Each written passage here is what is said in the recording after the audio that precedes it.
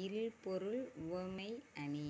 இல்பொருள் உவமை அணி அப்படின்னா இல்லாத ஒன்றை பற்றி சொல்கிறது தான் இல்பொருள் உவமை அணி அப்படிங்கிறது.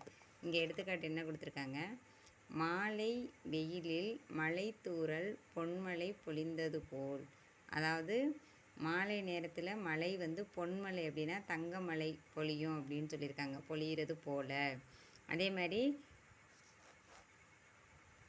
காளை கொம்பு முளைத்த குதிரை போல், அதாவது காளைக்கு மாதிரி குதிரையில் கொம்பு முளைத்தது போல் அப்படின்னு சொல்லியிருக்காங்க. இதெல்லாம் இல்லாத ஒன்று. அதாவது இந்த எடுத்துக்காட்டு நல்லா ஞாபகம் வச்சுக்கிறதுக்கு ஒன்றே ஒன்று சொல்லலாம்.